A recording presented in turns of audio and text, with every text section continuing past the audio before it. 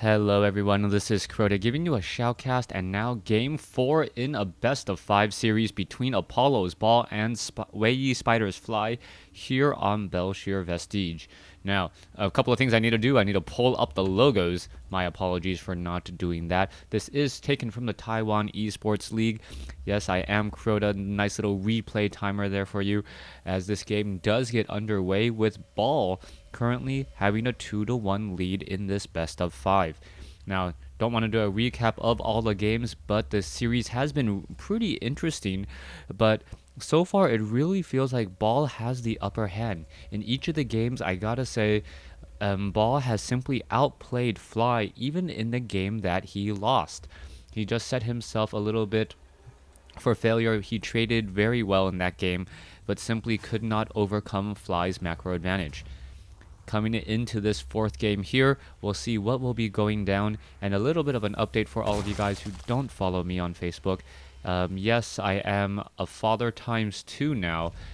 My daughter Evelyn was born early this morning, 5:47 a.m. Pacific time, and I am a little bit tired, but I wanted to make sure I concluded this series for you guys. So only one more game today. Hope you guys understand. And yes, just taking a little bit of a break as my wife and daughter are both in the hospital and just trying to get back into the routine of things. So far, we are going to see the hatchery now come down here at the 12 o'clock location. It is going to be a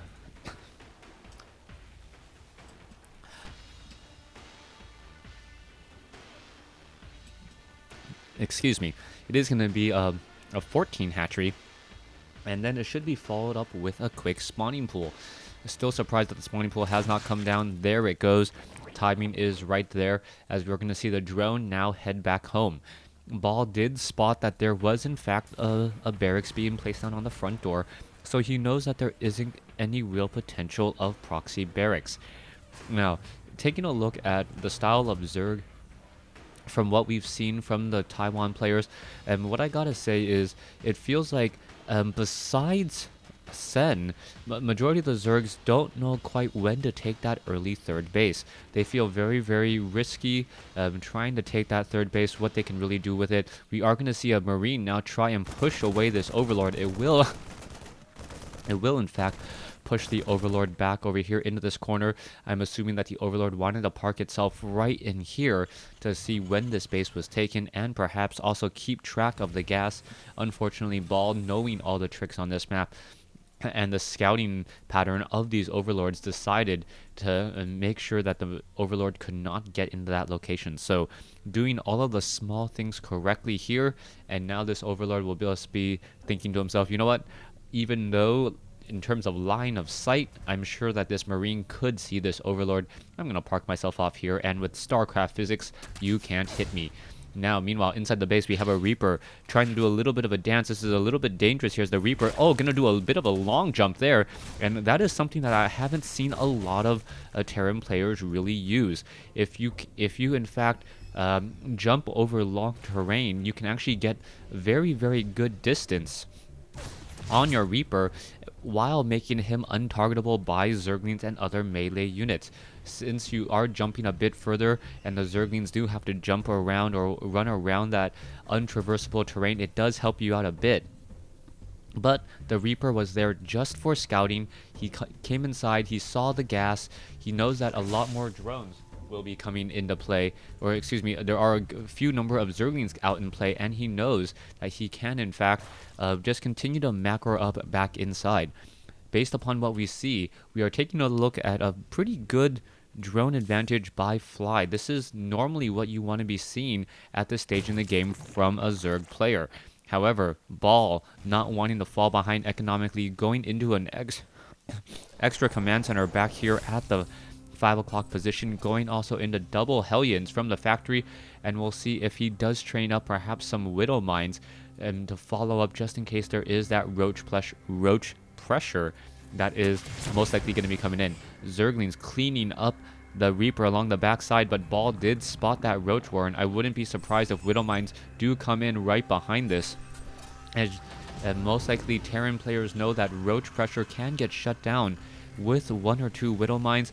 but then again, I have also seen some good Overlord play. Fly in Overlords to absorb that initial Widow Mine hit, and then have that very long cooldown used against them. Zerglings with Metabolic Boost now looking to back off. You can see that third base has been taken at about the 6-minute mark. Much better timing from Fly, and with this faster third hatchery, Fly should come through and perhaps extend the mid game with that economic advantage. That is exactly what Zerg players normally want to do in this particular situation. Fly does a flyby. He notices the orbital command there. He knows that there is not that many production buildings, and he may go for another round of drones, as both sides just seem to be bunkering down. Or rather, the Terran is bunkering down, while Fly is now looking to perhaps just spread out creep tumors and be defensive as well.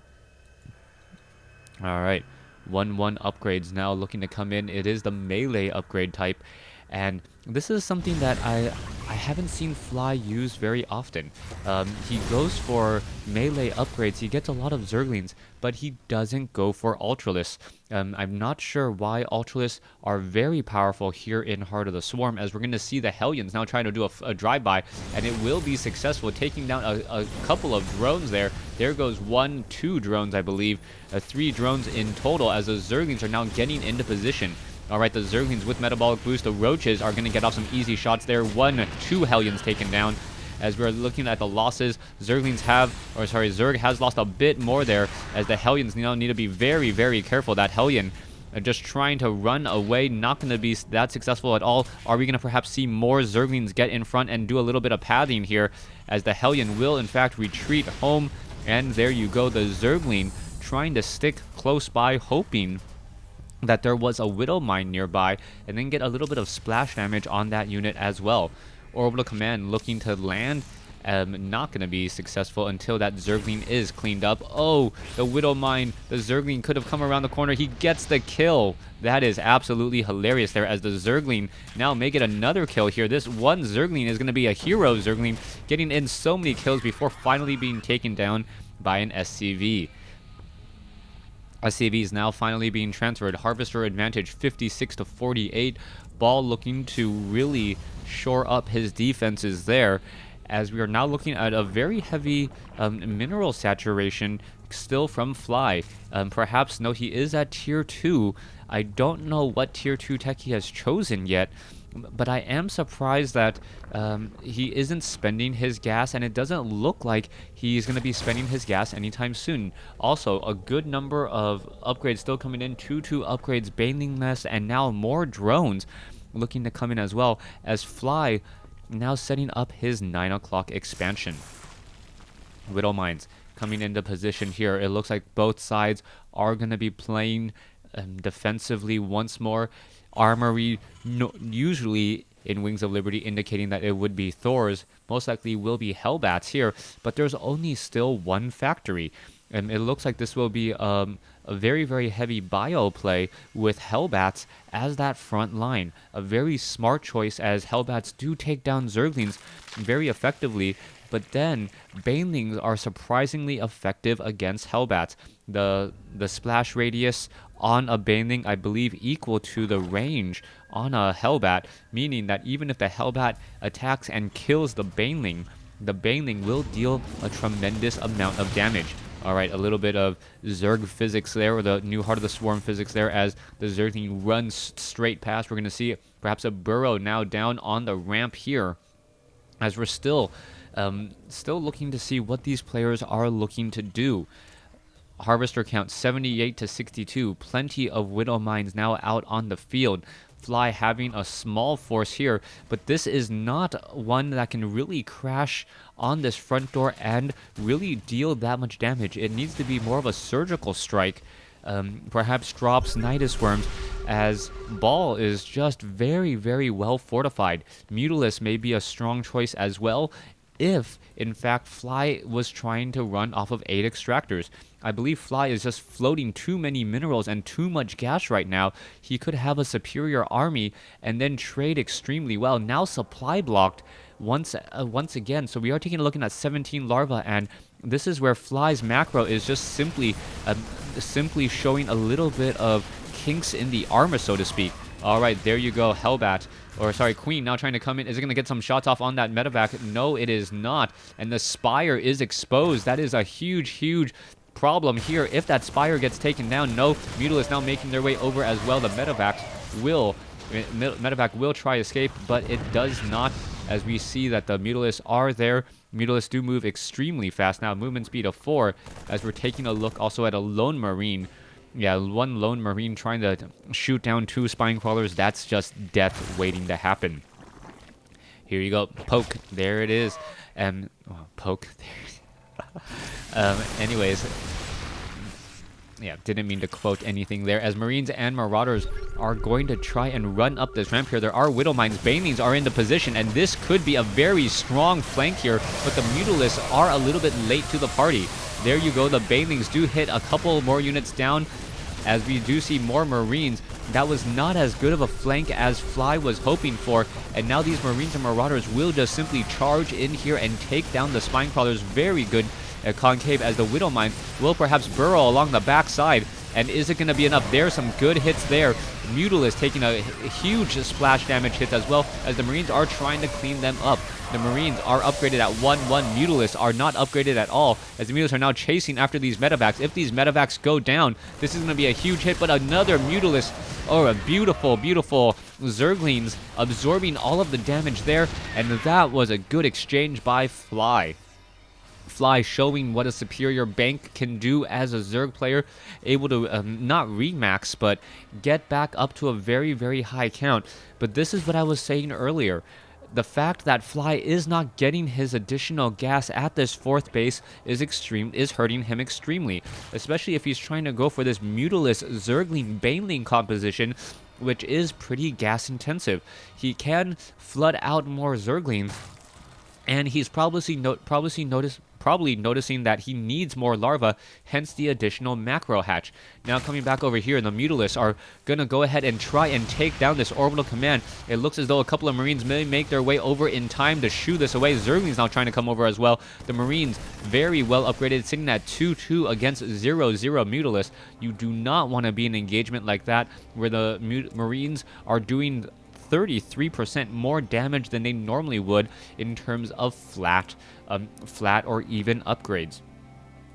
We can now see, oh, what is that? Oh, rebuilding of the hatchery there, as medevac is going to be dropping on the top right. It looks as though the Mutalisks are looking to get into that corner. Meanwhile, an engagement in the center here. The Marines are going to be coming in, and there you have it. What is going on? The Mutalisks stopped midway. The Marines are now making their way over. That medevac drop will get cleaned up.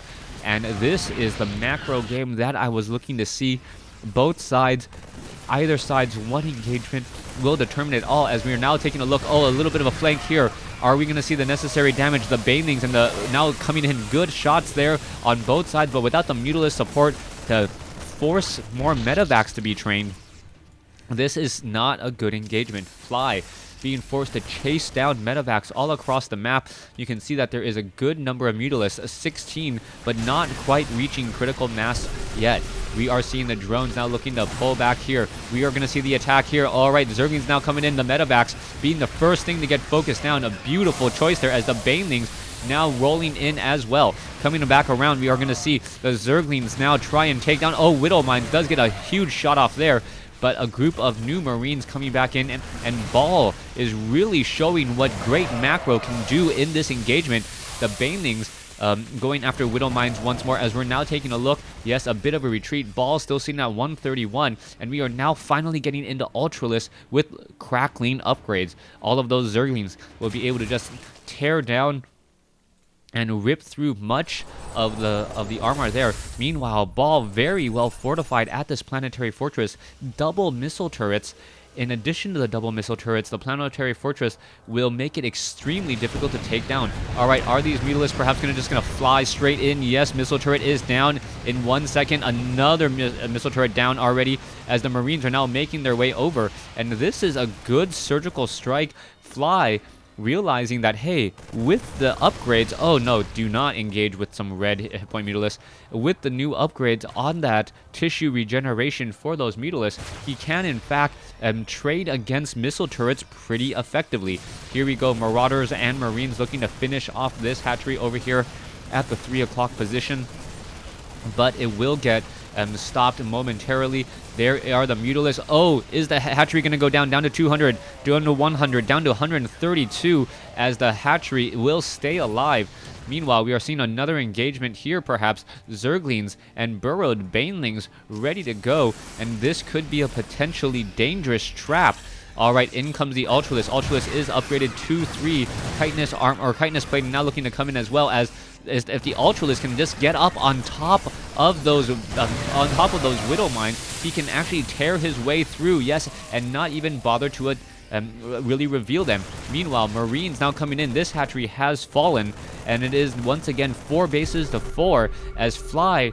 It looks like he's just moving his entire army in one control group to try and take down this small attack force here. That is not what you want to be doing, especially when your creep tumor spread is not that strong. There's this entire area here without creep, and if there was in fact creep, you could probably get across the map significantly faster, maybe 10 to 20% faster, and then try and defend. All right, in comes the Ultralisk. Ultralisk are going to be chomping their way in here. Zerglings now trying to pull their way through. Ultralisk perhaps should be getting closer and to take down some of these mules as well. We're going to see an engagement here. Ultralisk are moving extremely fast here, as we're going to see another engagement go down. All right, Baneling's a beautiful Baneling hit. Once again, Fly with a 180 versus Ball's 140 supply. And this is not looking good for Ball at all. But Fly really needs to hit the tipping point here to come out with the victory. Ultralisk now backing away again. No Neo plating on the Planetary Fortress. We are getting 3-3 upgrades on those Marauders and Marines, as we are now getting more and more Ultralisk. Ultralisk extremely effective if they can get close enough to their target, but this goes to show you that Fly really needs to start spreading out more creep tumors. He is unable to get close enough to his target so far, as we're now taking a look. Here's the engagement there, and yes, it looks like the line has broken. Fly now trying to push his way through, and this could be it, as the Mutalisks now looking to pull back. Ultralisk now trying to make their way in again. It looks as though a lot of Marauders are being trained, and the Marauder count is actually high enough to really deal with the number of Ultralisk we're seeing here. Marines now coming back to reinforce, and it has been a very, very deep gash into the defense, but that is it. No real damage to anything structural to Ball's strategy. No supply depots were taken down, no production buildings were taken down, no economy was lost at all. Currently, Ball doing a bit of long-distance mining here. Perhaps a spine crawler or two would be helpful. And we're going to be looking at this queen push. And yes, when you do a queen push and you do not have creep, this is just absolutely painful to watch, as the queens are now playing a game of darts against that command center. Command center now down to 1,100 hit points. Oh, Widow Mines. Oh, Mutalisks could get taken down there. A huge hit against the medevacs, as well, as we're now going to see an engagement coming across. This is not a good engagement. Ball does have a lot of units, and it looks like he'll be able to defend against this. He has so much territory to give away. It's like Mother Russia just retreating into his own base and letting Fly just destroy himself as he's venturing too far forward. Meanwhile, a tactical strike at the 3 o'clock location will shut down the hatchery once more, and Ball at this point has now evened things up and now come out ahead. This is not good for Fly. Fly had a 50 supply advantage. He was not able to capitalize on this. A lot of Marines are now low on hit points, as we're seeing here, and these Marines need to all get taken down. The Ultralists need to go after these units, but the Marauders and the Marines are now finally out of health for any more stimming, and the Ultralist decides to back off. I do not agree with that whatsoever. Even if the Ultralist got hit by the Widow Mine, it would actually do more harm to Ball's own units here. It looks as though, yes, Ball is losing some structural components to his army, but at the same time, Fly is also losing, or has lost, his 3 o'clock expansion. All right, Queens now doing a push forward here. Are we going to perhaps see some more transfusions? This is a very, very far push here, as the Ultralist getting back up onto the ramp. A whole bunch of SCVs are down over here, as we're now seeing a push and an engagement. The spine crawlers have been taken down. This is bad. A small tactical force, and Ball with this very low hit point. Why the Ultralist backing off here? Why, with this very, very low hit point group of Marauders and Marines, which should have been taken down much earlier, was able to snipe down another hatchery, and And now the income is actually higher for Terran. Ball, with this expansion at the 9 o'clock location and with a whole bunch of mules, is just absolutely going to be able to replenish his army faster. The Ultralist here, one very low hit point Ultralist, needs to perhaps back off, as we see one Marauder actually hiding a bit right there. Let's go ahead and get the Ultralist into that position as the Zerglings are looking to swarm through. Alright, at this point, all Fly needs to do is pull back and try and get Ball contained inside his main base while taking down everything else. SCV is doing a bit of long distance mining as we're taking a look at so many Ultralist Zerglings finishing things off. Are we perhaps going to see some medevacs here? We can see that there is one Zergling burrowed underneath. Ball unable to land that command center or even make it into a planetary fortress. Income tab, though, shows that Fly is still not getting that much. His army is slightly larger, about a 20% advantage, but unless he makes something happen with this, nothing good can come of it. Alright, here we go. Ultralists now once again trying to chase after these units here. This is not where you want to be engaging. The Zerglings now should be going after the 3 o'clock expansion location of Ball, and that looks to be the case. All of these SCVs will just get taken down, and that will give Fly a little bit of equal footing here. Also, that command center unable to do anything else, as we are seeing the Ultralists perhaps try and make a move over here back to that 9 o'clock location.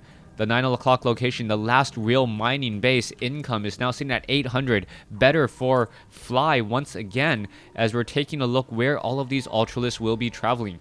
Do we have enough queens? No, we don't have any queens on the field, so the Ultralists are now going to be by their lonesome self. The Zerglings now looking to back away here. That is a lot of Marauders. 3-3 Marauders against 2-3 melee units from the Ultralists. Alright, are we going to see a bit of an engagement here? Ultralists cannot get slowed down by those concussive shells.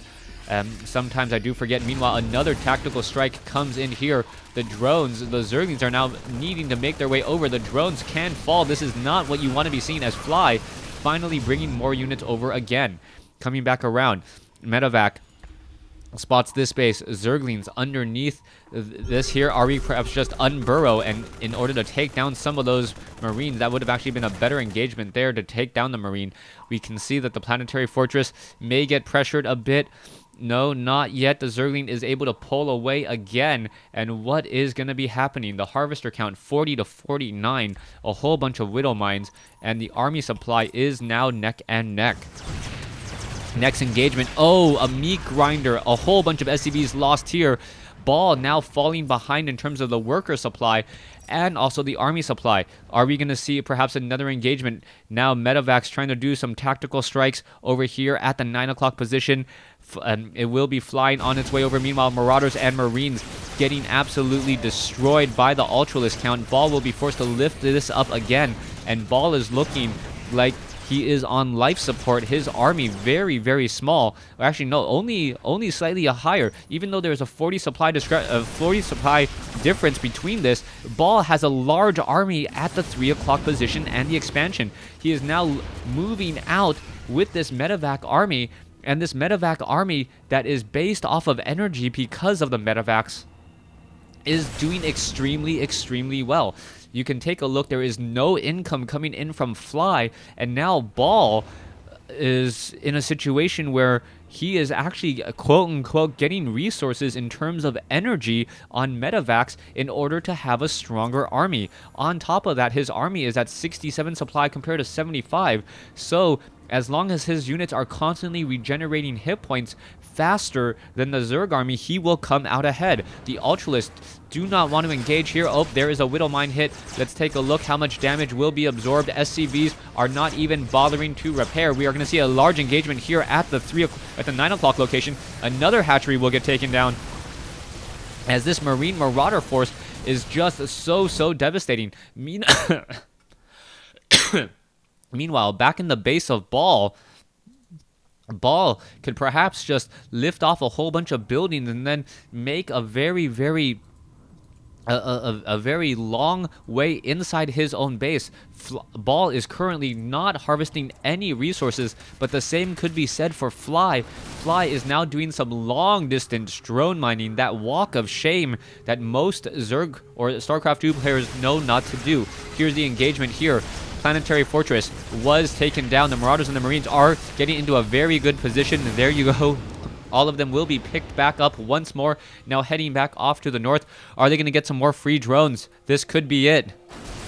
Marines and Marauders finding the drones at just the right time. Are they going to get picked back up again? It looks like they will be, as the Zerglings are trying to get off to over there. Ultralisk getting choked up on themselves. And Ball now with the 50 to 35 army supply advantage really coming out ahead. It is only a 9 supply difference here between the two armies, as we're seeing the Ultralisk just slowly get whittled down without any resources being mined. Ball has the better army since he has medevacs. No infestors, no vipers coming in from Fly, and that's when you cannot trade energy for units. And when you don't trade energy for units and the game goes long, the game is simply better for the other player. Here we go. Mules now being mined down over here. You can see that there is one Zergling in this position. Perhaps a planetary fortress will be upgraded. All the medevacs are currently healing the remaining units here. This is a full army, a full hit point army, and we are going to see a bit of an engagement. Zergling's going to get taken down. Ultralisk trying to run away from this just stimmed army of Marauders and Marines, and Fly, I think, will have to give the GG. Everything being brought over, drones arriving to the party a little bit late, and Fly does give the GG. Ball playing extremely well here, winning this best of 5 series 3-1, and really just showed, I guess, his tenacity in sticking to this game, even though he was down by 50 supply more than once throughout this match. Thanks for watching. Thanks for listening. I hope you guys enjoyed it.